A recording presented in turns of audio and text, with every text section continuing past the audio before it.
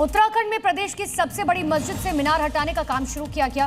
प्रशासन के हस्तक्षेप के बाद लक्सर के सुल्तानपुर मस्जिद की अवैध मीनार को कमेटी ने खुद की ईंटें हटाना शुरू कर दिया।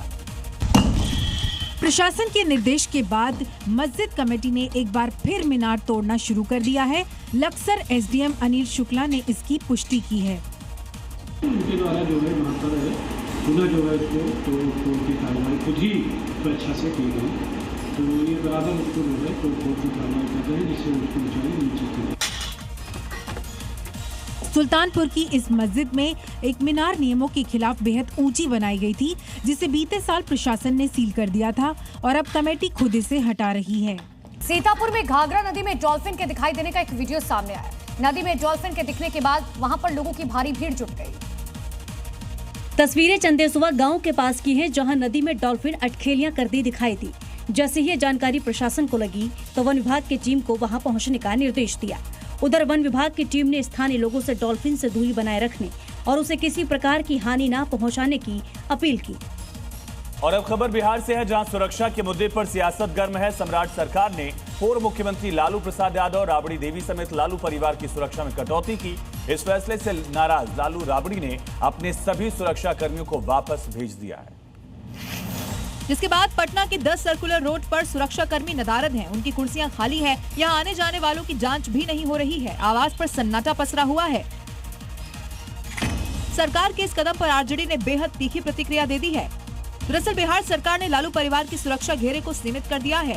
लालू प्रसाद और राबड़ी देवी के Z+ श्रेणी की सुरक्षा वापस ले ली गई है। इसके स्थान पर अब उन्हें विशेष सुरक्षा दल यानी कि SSG का घेरा दिया गया है। लालू प्रसाद की सुरक्षा में बिहार विशेष सशस्त्र पुलिस के 2 से 8 हाउस गार्ड तैनात रहेंगे। इसके अलावा पटना जिला पुलिस के 2 अंगरक्षक, 1 बुलेट प्रूफ वाहन और पटना पुलिस की पायलट और एस्कॉर्ट गाड़ी तैनात रहेगी। सत्ता पक्ष ने सुरक्षा वापस करने के लालू परिवार के फैसले पर निशाना साधा। महाराष्ट्र के नागपुर में जबरन धर्मांतरण का मामला सामने आया, जहां बंगाल की एक महिला पर धर्मांतरण का दबाव बनाया गया। बताया गया कि पीड़िता उर्स में शामिल होने के लिए अम्मा की दरगाह पहुंची, जहां दरगाह संचालक ने उसे इस्लाम अपनाने के लिए बाकायदा मजबूर किया। नागपुर की इसी अम्मा की दरगाह में धर्मांतरण गैंग ने धर्मांतरण वाला खेल खेला, लेकिन वो शायद भूल गए कि देवाभाव का ये प्रदेश है, जहां धर्मांतरण वाला खेल खेलने वालों को बख्शा नहीं जाता। और इसी मॉडल के तहत पुलिस ने दरगाह संचालक समेत 3 लोगों को अरेस्ट कर लिया है। वहीं 3 की तलाश की जा रही है। दरअसल बंगाल की रहने वाली महिला नागपुर में उर्स में शामिल होने अम्मा की दरगाह पहुंची थी, जहां महिला को बंधक बनाकर धर्मांतरण के लिए दबाव बनाया गया। इसके साथ ही मारपीट की गई। महिला किसी तरह वहां से भागकर बंगाल पहुंची, जहां उसने पुलिस से शिकायत की। और वेस्ट बैंक के हुवारा कस्बे में इजरायली और फिलिस्तीनियों के बीच भड़का तनाव। बड़ी खबर है, फिलिस्तीनी रेड क्रिसेंट का बड़ा दावा। हमलों और झड़प में 8 लोग घायल हो गए हैं, जबकि सेना ने घटना की जांच शुरू कर दी है। तो वेस्ट बैंक वाला हिस्सा जहां तनाव बढ़ गया है और दोनों गुटों में दरअसल झड़प की खबर सामने आई। और अब आगे देखिए आज की 5 बड़ी खबरें। देश में एलपीजी सिलेंडर की कीमतों में एक बार फिर से बढ़ोतरी की गई। 14 किलोग्राम वाले घरेलू एलपीजी सिलेंडर की कीमत में 29 रुपए का इजाफा किया गया। दिल्ली में घरेलू सिलेंडर का रेट अब 942 रुपए हो गया।